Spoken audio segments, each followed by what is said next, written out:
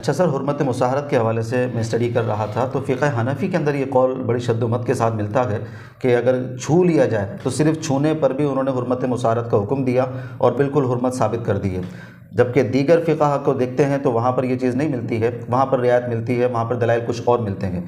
تو پہلے تو یہ بتائیے کہ فقہ حنفی میں اتنی شدت کیوں ہے اور اس کے دلائل کیا ہیں؟ نمبر دو کہ اگر آج کے معاشرے کو دیکھتے ہیں تو یہ تو عام طور پر ہوتا ہی ہے چھونا، تو اگر شہوت کے ساتھ بغیر شہوت کے چھو لیا جائے تو اس میں پرابلم کیا ہے؟ کیا اس پر فقہ حنفی کے علماء آج کے دور کا تقاضا دیکھ کر اس میں کوئی رعایت کا پہلو نہیں نکال سکتے؟ ضروری کہ جو مسئلہ آیا ہے فقہ حنفی میں بس اسی کو رگڑتے رہیں؟ دیکھیے، اس میں سب سے پہلے تو آپ ڈیپینڈ کرتا ہے کہ آپ کا منہج کیا ہے، آپ کس طریقہ کار کو فالو کرتے ہیں اپنے دین کو سمجھنے کے لیے، لوگوں کو فتویٰ دینے کے لیے، یہ بہت مدار رکھتا ہے۔ اگر تو کسی کا منہج ہے وہ فقط تقلید ہے، جب اس نے اپنا منہج ہی تقلید چن لیا تو بس ختم ہو گئی بات۔ اب اس نے دلائل میں غور و فکر کرنا ہی نہیں ہے کہ بات ٹھیک جا رہی ہے، بات ٹھیک نہیں جا رہی ہے، دلائل کیا ہیں، متمسکات کیا ہیں، بس ہمارے لیے یہ انف ہے کہ جو ایک فقہ میں لکھا ہوا آ گیا۔ صحیح۔ اگر آپ کا منہج یہ ہے کہ آپ کوئی بھی مسئلہ ہمارے سامنے آتا ہے ہم ان کے دلائل پر غور و فکر کریں گے، جہاں پر قوت زیادہ ملے گی، ہمیں استدلال کی قوت زیادہ ملے گی، اس قول کو مفتہ بھی قرار دیا جاتا ہے صحیح، اور فتوے کے لیے اس کو اختیار کیا جاتا ہے، تو پھر یہ منہج بالکل الگ ہو جاتا ہے۔ صحیح۔ اچھا، یہ جو تقلید والا منہج ہے یہ ہمارے یہاں جو بر صغیر کا ماحول ہے اس میں تھوڑا زیادہ دیکھنے کو آپ کو ملتا ہے۔ آپ عرب ممالک میں چلے جائیں، جیسے مصر کے محققین علماء دیکھ لیں، کویت کے، قطر کے، بحرین کے، مکہ کے، مدینہ کے، یہ جو علماء اکرام ہیں ان کا منہج یہ نہیں ہوتا کہ یہ فقہ حنفی کا قول ہے، شافعی کا ہے، مالکی حنبلی کا ہے، بلکہ جس کی بھی تحقیقات سامنے آتی ہیں وہ ان تمام کے متمسکات کو دیکھتے ہیں، پھر یہ دیکھیں گے کہ سب سے بہترین استدلال میں بات کس کی جا رہی ہے، کس کا پلڑا سب سے زیادہ وزنی ہے، اس بنیاد پر وہ کسی قول کو فتوے کے لیے چنتے ہیں، تو منہج کا فرق آ جاتا ہے۔ صحیح۔ تو یہ جو مسئلہ حرمت مصاہرت کا آپ ذکر کر رہے ہیں، فقہ حنفی، ہم پہلے دلائل کا اگر جائزہ لے لیں تو اگر آپ دیکھیں گے کہ بھائی ایک شخص ہے، اس نے کسی بھی خاتون کو اگر چھو لیا اور چھوتے ہوئے اس کو تھوڑی شہوت محسوس ہو گئی، جس شہوت کی کوئی عدات فقہا ذکر کرتے ہیں، تو بھائی یہ حرمت ثابت ہو جائے، یعنی سسرالی رشتہ ثابت ہو جائے گا۔ اب جس عورت کو چھوا اس کے اصول اور اس کی فروع سے یہ کبھی نکاح نہیں کر سکتا، یعنی اس کی بیٹی سے کبھی نکاح نہیں ہوگا۔ یہ مسائل یوں آتے ہیں کہ کبھی اتفاقاً چھو لیا تھا اور شہوت محسوس ہوئی تھی تو کل کو اسی کی بیٹی سے نکاح طے کر دیا گیا تو لوگ پریشان ہو جاتے ہیں۔ اب جب ہم دلائل کی طرف چلتے ہیں تو قرآن پاک میں اللہ تعالیٰ نے کوئی ایک نص ایسی ذکر فرمائی ہو کہ آپ نے فقط کسی کو چھو لیا اور چھونے ہوئے شہوت آپ کو فیل ہو گئی تو سسرالی رشتے ثابت ہو جائیں گے، قرآن میں ایسی کوئی نص موجود نہیں۔ اچھا، سوال یہ ہے کہ اللہ کے نبی صلی اللہ علیہ وسلم سے کوئی ایسی بات آ گئی ہو کہ جس کی سند کو دیکھا جائے یا جس کے متن کو دیکھا جائے بالکل کسی طرح کا کوئی عیب نہ ملے کہ ہم بھئی وہاں سے متمسک لے رہے ہیں اور استدلال کر رہے ہیں، کوئی روایت بھی رسول اللہ صلی اللہ علیہ وسلم سے ثابت ہے ہی نہیں ٹھیک ہے کہ چھونے کے اوپر حرمت مصاہرت ثابت کر دی جائے۔ صحیح۔ تو ذہن میں رکھیے گا، نہ قرآن اس پر موجود ہے، نہ اللہ کے نبی علیہ السلام سے جو علم کے آثار ہیں اس میں کچھ بھی ثابت نہیں ہوتا۔ صحیح۔ یہ بعض صحابہ کرام علیہم رضوان کے حوالے سے کچھ آثار آئے ہیں جس میں بھی اختلاف رہا ہے، کئی علماء کہتے ہیں سند ٹھیک ہے، کئی علماء کہتے ہیں سند میں ہی مسئلہ ہے، متن تو دور کی بات ہے۔ صحیح۔ مصنف ابن ابی شیبہ آپ دیکھیں گے تو اس میں کچھ روایات حضرت عمر فاروق کے حوالے سے آئی ہیں کہ انہوں نے جب کسی کو شہوت کے ساتھ نظر پڑ گئی کسی کے اوپر تو پھر وہ اولاد کو منع کر دیا کرتے تھے کہ آپ اس سے اب رشتہ قائم نہ کریں۔ صحیح۔ تو ان آثار سے استدلال کیا جاتا ہے، یہ ایک اصل ہے صحیح۔ جو فقہ حنفی کے اس مسئلے کے پیچھے ہے۔ اس کے مقابلے میں اگر آپ دیکھیں گے دیگر فقہا کو، مالکی علماء کو، شافعی علماء کو، حنبلی محققین علماء کرام کو، اسی طریقے سے فقہ حنفی کے بھی کچھ محققین علماء اس جانب ہیں، وہ ذکر کرتے ہیں کہ اس استدلال کے کچھ اصول ہیں۔ صحیح۔ ایسا نہیں کچھ بھی کوئی کتاب کے اندر آ جائے گا، کسی روایت میں آ جائے گا اور ہم اس کو دین بنا لیں، ایسا تو نہیں ہوتا، اصول ہے۔ ٹھیک ہے۔ خود فقہ حنفی کا مسلمہ اصول ہے کہ ہر وہ خبر واحد کہ قرآن پاک سے متعارض کھڑی ہو جائے تو اس خبر واحد سے استدلال تو نہیں کیا جاتا۔ ٹھیک ہے، صحیح۔ جب خبر واحد سے استدلال نہیں کیا جائے گا، حالانکہ اس کی نسبت اللہ کے نبی علیہ السلام کی طرف صحیح سند کے طور پر ہوتی ہے، تو آثار سے استدلال کیسے کیا جا سکتا ہے جس کی نسبت بھی نبی پاک علیہ السلام سے ثابت نہ ہو؟ صحیح۔ تو دیگر فقہا جو ہیں وہ ذکر کرتے ہیں اللہ نے قرآن میں واضح نص فرمائی ہے۔ وہ نص کیا ہے غور کریں، جس وقت یہ آیت نازل ہوئی حرمت علیکم امہاتکم، جس میں رشتوں کو حرام قرار دیا گیا کہ تم پر تمہاری مائیں حرام ہیں، ان سے نکاح نہیں کر سکتے۔ اسی میں اللہ نے فرمایا، غور کیجئے گا، وَأُمَّهَاتُ نِسَائِكُمْ، تمہاری جو ساس ہے یعنی تمہاری بیوی کی والدہ، اس سے بھی کبھی نکاح آپ نے نہیں کرنا، رشتہ سسرالی رشتہ ثابت ہو جاتا ہے۔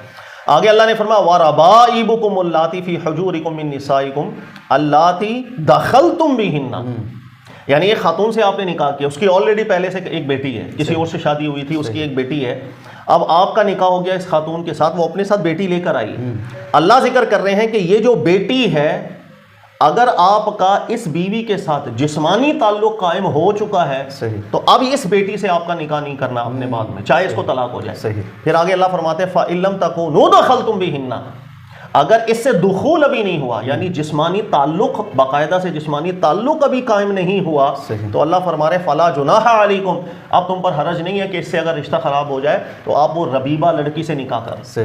اتنی واضح نص موجود ہے قرآن کی, آپ نے غور کیا جس پہ اللہ نے یہ ذکر نہیں کیا کہ اگر آپ نے فقط اس کو دیکھ لیا, اگر آپ نے فقط اس سے مس بھی ہو جائے تو ربیبہ حرام ہو جائے. واضح طور پر آپ غور کریں, اللہ نے فرمایا فَإِن لَمْ تَكُونُوا دَخَلْتُمْ بِهِنَّ, لیکن اگر اس خاتون سے جسمانی تعلق قائم نہیں ہوا ابھی تک, جماع کی بات چل, دخول کہتے ہیں جماع کو, تو آپ کے لیے ربیبہ حلال ہے, یعنی اسی کی اولاد حلال ہے. اس سے زیادہ واضح حکم قرآن پاک کا کوئی اور موجود ہے کہ اللہ نے بغیر نظر, بغیر مس, دخلتم کے صیغے سے تعبیر کیا ہے. لہٰذا اتنا واضح طور پر قرآن کا حکم موجود ہے کہ ہمارا اصول استدلال یہی کام کرتا ہے کہ واضح حکم کی موجودگی کے اندر اگر کوئی روایت آتی ہے اس سے دین اخذ نہیں کیا جاتا, قرآن کے مقابلے میں کسی روایت سے استدلال نہیں کیا جائے گا. قرآن پاک سے جو بات محکم طور پر نکل رہی ہے وہی دین بنتا ہے. لہذا شافعی علماء, مالکی علماء یا حنبلی علماء کی ایک بڑی اکثریت وہی قول استدلال میں مضبوط ہے, نظر سے یا مس سے حرمت مصاہرت کا کوئی تعلق نہیں بنتا. سر اگر یہ اتنی واضح نص ہے قرآن کی, تو پھر اس اثر کو لے کر جو حدیث بھی نکل آ رہی, اس اثر کو لے کر پھر علماء نے استدلال کیسے کر دیا جو ماضی کی کتب میں یہ بات آ گئی ہے؟ دیکھیں استدلال کوئی کر سکتا ہے, استدلال میں غلطی لگی نا زیادہ سے زیادہ, سوال یہ ہے کہ اس غلطی کو کیا ہم نے چلاتے رہنا ہے یا اس میں اصلاح کرنی ہے, یہ چیز ہے نا. اب ایک کوئی بھی عالم دین ہے, دیکھیں جب وہ محنت کرتا ہے اس کی توجہ نہیں گئی اس آیت کی طرف یا کسی اور استدلال کی طرف, متمسک کی طرف, اس سے غلطی ہو گئی. بعد میں آنے والوں کا کیا کام ہے؟ اگر تو وہ تقلید کے منہج پہ چلیں گے تو بس سمپل وہ چلاتے چلے جاتے ہیں کسی بھی ایک بات سے. تحقیق کا منہج اگر کسی نے چن لیا تو پھر وہ دیکھتا ہے کہ استدلال کی غلطی کہاں لگ رہی ہے, اس قول کو وہ ترک کر دیتا ہے, حجر کر دیتا ہے, وہاں وہ رخ کر لے گا جہاں پر قرآن اس کو لے کے جا رہا ہے. یہی منہج ذہن میں رکھے گا, بہت واضح کر کے, اتنا واضح کر کے شیخ ابن تیمیہ صاحب نے ذکر کیا, اور شیخ ابن تیمیہ صاحب کے بعد سے پھر یہی منہج محققین کے درمیان چلتا ہوا آیا. اس میں کبھی کسی موقع کا اختلاف نہیں رہا. اچھا, لیکن وہ خالصتاً تقلیدی ذہن ہوگا تو پھر یہ منہج سمجھ ہی نہیں آتا. وہ یہی اعتراض ہوگا کہ یار اتنے بڑے عالم دین, آپ ان سے زیادہ کہ آپ کو سمجھ آتی ہے. سر ہمیں نہیں سمجھ میں, ہمیں نہ بھی آ رہی ہو سمجھ میں, لیکن دیگر محققین بھی تو واضح فرماتے ہیں کہ قرآن کا واضح حکم موجود ہے. حیرت والی بات بتاؤں آپ کو کہ یہی جو ربیبہ والی آیت ہے, یہ بہت سے متاخرین علماء فقہ حنفی کے, ان کے سامنے جب آئی تو انہوں نے بھی ذکر کیا ہاں ربیبہ کے حق میں یہ حکم مستثنا ہوگا, باقی کچھ نہیں. تو لیکن یہ خود سمجھ گئے کہ قرآن نے واضح حکم ذکر کیا ہے. بہت سے علماء ایسے بھی گزرے موقع کی, انہوں نے ذکر کیا کہ اس پہ دلیل کوئی بھی نہیں ہے فقہ حنفی کے قول پہ, جہاں قرآن لے کے جا رہا ہے مضبوط بات وہی ہے, وہیں تک ہمیں رہنا چاہیے. اچھا سر, مسئلہ یہ کہ چلو تقلیدی ذہن بھی مان لیتے ہیں, تو تقلید تو امام ابو حنیفہ کی چل رہی ہے نا. بعد کے دور میں کسی بھی ایک عالم نے غیر معتبر بات کر دی ہے, اس کو آگے لے کر چلنا آج کے دور کے علماء کے لیے, اس کو آگے لے کر چلنا اور اسی پر فتویٰ دیتے رہنا, امت کو مشقت میں پیدا کرنا, حالانکہ دلیل قرآن کے خلاف ہے اور قرآن کہتا بھی کچھ اور ہے, پھر بھی کیا علماء کرام کو کوئی اسٹینڈ نہیں لینا چاہیے؟ دیکھیں ہر چیز کے اصول ہیں. ہمارا جو دین ہے نا, ذہن میں رکھیے گا 14-1500 سال گزر گئے, بہت سے ادوار اس کے اندر آئے ہیں, بہت سے مسائل آئے ہیں, علماء نے ہر باب ہر چیز کے اصول مرتب کیے تاکہ ہم فتنوں سے, مسائل سے لڑ سکیں. فتویٰ دینے کے بھی اصول مرتب ہیں. میں چاہے فقہ حنفی سے تعلق رکھتا ہوں, کوئی شافعی سے رکھتا ہوں, کسی سے بھی رکھتا ہوں, فتویٰ دینے کے اصول ہیں, جن میں سے سب سے پہلا اصول یہ ہے کہ آپ نے اپنے عرف کا خیال کرنا ہوتا ہے. اگر کوئی فتویٰ دینا, فقہ حنفی کے اکارڈنگ فتویٰ دینا امت میں مشقت پیدا کر رہا ہے, تو اس مفتی پر لازم ہوا کرتا ہے کہ ان الدین یسر, ہمارا دین کو سخت نہیں ہے کہ کسی ایک عالم کی تحقیق پر ہی زندگی میں نے گزار دینی ہے. وہ تحقیق ہی ہے, وہ دین نہیں ہے. دین وہ جو قرآن نے ذکر کر دیا. لہٰذا ایسی صورتحال کے اوپر آپ کسی بھی اور عالم دین کی تحقیق جو قرآن کی مطابقت کے اندر بات لگ رہی ہو, اس پر جا کر کے آپ فتویٰ دیں. بلکہ بہت سے علماء کرام کی فہرست موجود ہے. امام ابن الحمام صاحب کا فتح القدیر کا مطالعہ کر دے فقہ حنفی کے, 50 مسائل ایسے ہیں کہ جس میں کبھی فقہ شافعی پر جا کے فتویٰ دیتے ہیں کہ وہ قوت استدلال اس کی زیادہ ہے, کبھی مالکی علماء پر فتویٰ دیتے ہیں. علامہ عابد سندھی مدنی صاحب کو دیکھ لیں, علامہ شامی رحمۃ اللہ علیہ کو دیکھ لیں, بہت علماء گزرے. تو یہ باقاعدہ اصول ہیں, اگر ہم ان اصولوں کو فالو نہیں کرتے تو وہ ہمارا قصور ہے. یہ تمام چیزیں علماء واضح ماضی میں کر چکے ہیں, اس لیے کہ یہ مسائل ان کے سامنے آئے تھے. وہ دیکھتے تھے کہ فتویٰ کس اعتبار سے دیا جاتا ہے. باقاعدہ فتویٰ دینے کے لیے یہ بھی اصول ہے کہ ہر وہ قول جو من حیث الدلیل اقوا ہوگا مفتیٰ بہ ہوگا، یعنی جس قول کا استدلال سب سے بہترین ہے اس کو فتوے کے لیے چنا جائے گا. یہ اصول ہے، اگر میں اس کو فالو نہیں کروں گا میرا قصور ہوگا، کسی اور کا تو قصور نہیں ہے. اچھا، ابھی آپ ماضی کے علماء کے حوالے تو دے دیتے ہیں کہ جناب انہوں نے فقہ حنفی پر ہوتے ہوئے شافعی پر فتویٰ دیا، حنبلی پر فتویٰ دیا، مالکی پر، ابن حزم، دیگر محققین پر فتویٰ دیا. کیا یہ بات صرف انہی تک تھی جو اکابرین تھے؟ آج کے لوگوں کے پاس یہ کوئی اختیار نہیں ہے کہ وہ تھوڑا بہت اجتہاد کر کے اپنے علم کا حق ادا کر کے کسی مسئلے میں تخفیف پیدا کر دیں؟ نہیں، کیوں نہیں ہے؟ وہ لوگ کو آسمان سے کیا حوالے تو دیتے ہیں پچھلے علماء کے جو حال میں سر، حال ماضی قریب کی میں اگر مثال آپ کو دے دوں، بریلوی مکتبہ فکر سے اگر آپ مجھ سے پوچھیں تو احمد رضا خان صاحب رحمۃ اللہ تعالیٰ علیہ، سر اگر آپ نے ان کا فتاوی رضویہ مطالعہ کیا ہو تو 30 سے 35 مقامات ایسے ہیں کہ کبھی فقہ شافعی پہ فتویٰ دیا، کبھی مالکی علماء پہ فتویٰ دیا، کبھی خود داؤد ظاہری جس کو خود یہ بد مذہب بولتے تھے اس پر بھی فتویٰ دیا. احمد رضا خان صاحب کی میں بات کر رہا ہوں. ایک دو مثال دیں.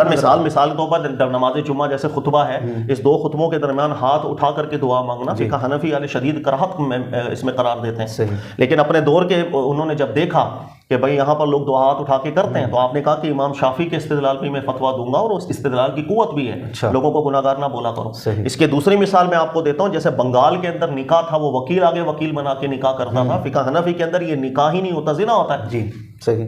لیکن پورے شہر میں یعنی بہت بڑی تعداد میں ہزاروں لاکھوں مسلمان اسی طریقہ کار سے نکاح کر رہے تھے. تو انہوں نے باقاعدہ فتویٰ دیا اور رسالہ پورا لکھا اور ذکر کیا کہ امام مالک کی تحقیق میں یہ نکاح بالکل ٹھیک ہوتا ہے اور ان کے پیچھے استدلال بھی بڑا مضبوط ہے. انہوں نے کہا میں صرف اس بنیاد پر کہ فقہ حنفی کے حساب سے نکاح نہیں ہو رہا اور پورے شہر کو بولوں یہ زنا کر رہے ہیں اور زنا کی اولادیں ہیں ان کی، کہا کہ میں یہ جرت نہیں کر سکتا.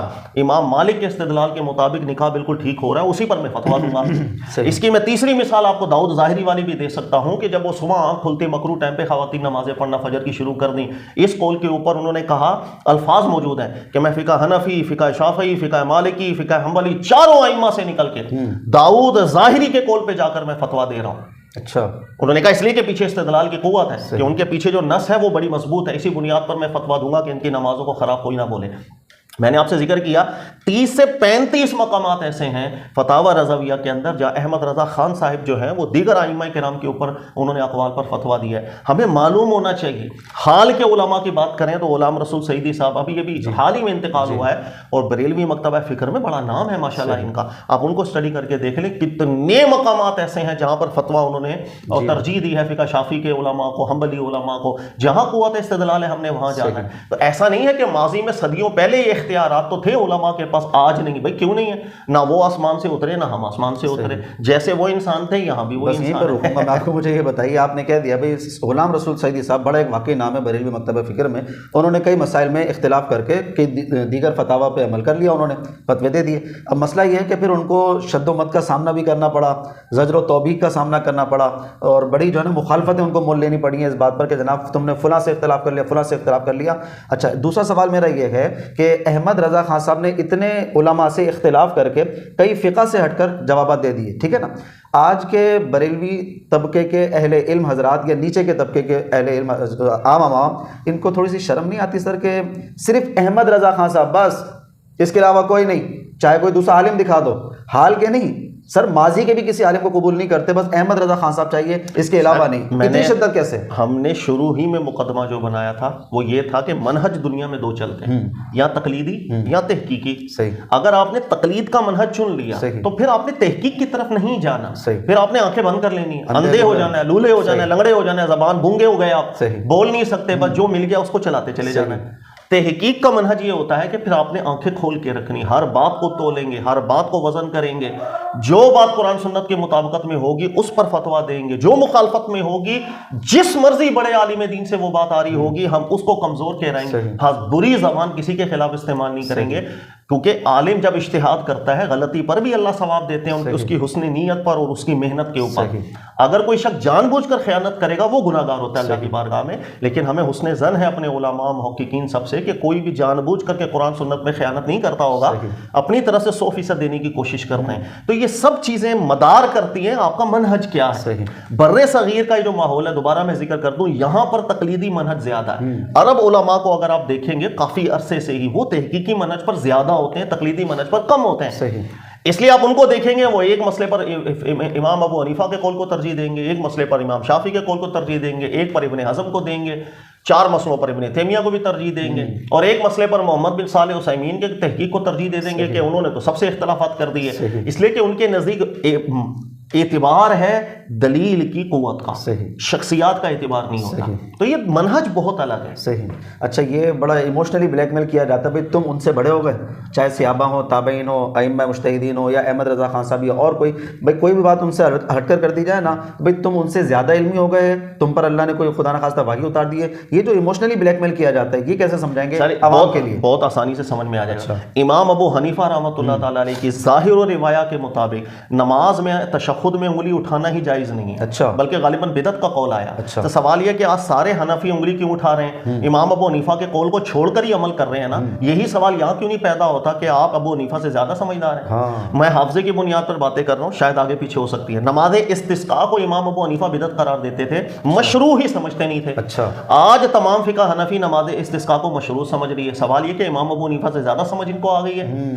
اس کے علاوہ امام ابو حنیفہ جو ہے وہ تیسری چوتھی رکعت کے اندر آپ دیکھیں گے سورہ فاتحہ نہ بھی پڑھی جائے اس کے قائل نہیں تھے، لیکن متاخرین علماء نے اس کو دلیل میں کمزور قرار دیا تاکہ سورہ فاتحہ بالکل پڑھی جائے گی، نص ہے اس پر، سنت قائم ہے نبی پاک علیہ السلام کی۔ تو سر اس قول کو کیوں چھوڑا گیا؟ ان سے زیادہ سمجھدار ہیں۔ کسی بھی قبر کے اوپر گنبد جو بناتے ہیں ہم، امام ابو حنیفہ کے نزدیک اس گنبد کو گرانا ضروری ہے۔ اچھا، نہ گنبد بنانا جائز ہے، گنبد کو گرانا واجب ہو جایا کرتا ہے۔ سر دوبارہ سوال یہ پیدا ہوا، آج ہر مزار کے اوپر تو ہم حنفی کہنے والے جو ہے گنبد بنائے ہوئے، مزار بنائے ہوئے ہیں، امام ابو حنیفہ کے نزدیک تو یہ گرانا واجب تھا، آج اس بات کو چھوڑ کے ہم عمل کر رہے ہیں، وہی سوال پیدا ہوگا، وہ زیادہ تھے آپ۔ تو سر یہ چیزیں سمجھداروں کے لیے کافی، یہ نہیں دیکھا جاتا۔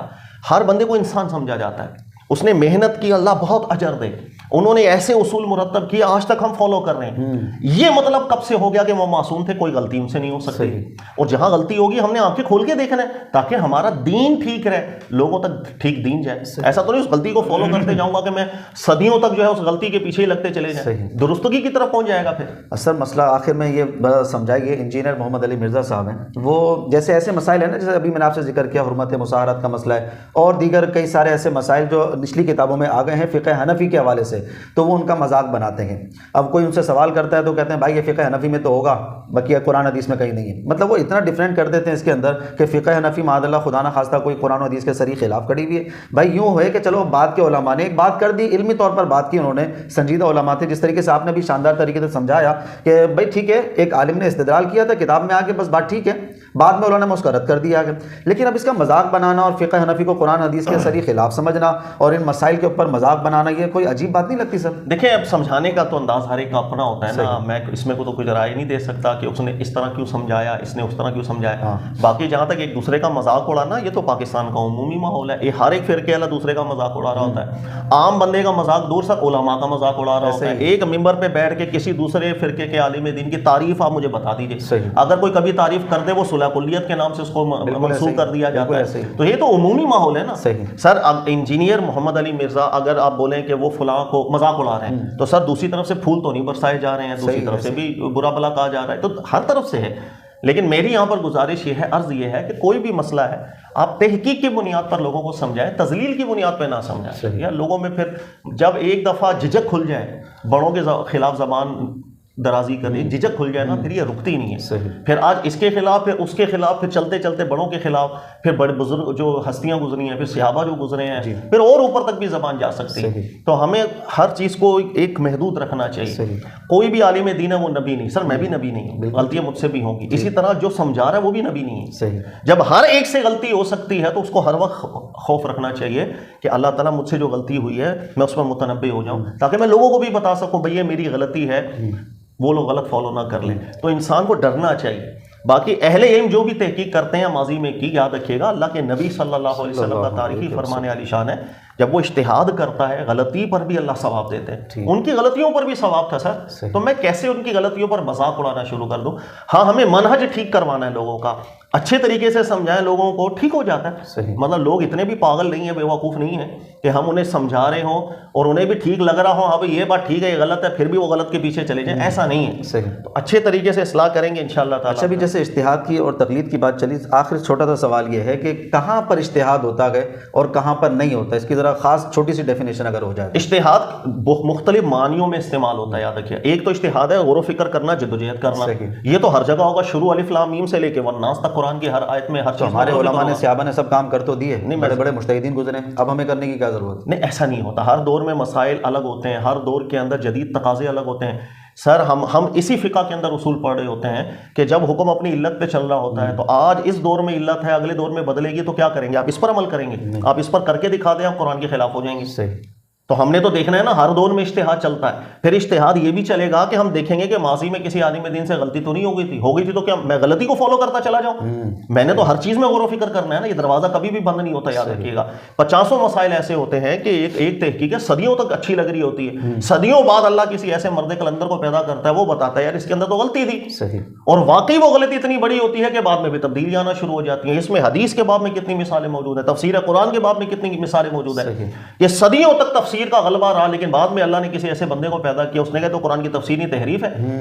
اسی طرح بعد میں ہوتا چلا گیا حدیث کے بابوں میں. اب وہ بندہ بھی اپنی زبان بند کر کے رکھتا اگر کہ نہیں یار مجھے تو یہ غلط لگ رہی ہے لیکن میں چپ ہو جاؤں، اتنے بڑے بڑے لوگوں کا قول چلتا ہوا آ رہا ہے، تو سر یہ کبھی بھی اصلاح آج تک ہماری ہوتی نہیں ہے. یہی بات اللہ کے نبی علیہ السلام نے فرمائی تھی، بڑی پیاری. نبی علیہ السلام نے فرمایا تھا تم کسی کو دعوت دیتے ہو نا، پیغام پہنچاتے ہو، تو کبھی کبھی سامنے والے کو اللہ زیادہ صلاحیت دے دیتا ہے کہ اسی بات سے وہ کچھ سمجھتا ہے جو بتانے والا نہیں سمجھ پا رہا ہوتا. تو کبھی کبھی سامنے والا زیادہ قابل نکل آتا ہے. بڑوں سے، اکابرین سے جو چھوٹا ہوتا ہے نا اصاغر، وہ زیادہ قابل نکل آتا ہے. حجت الوداع کا جی جی بالکل.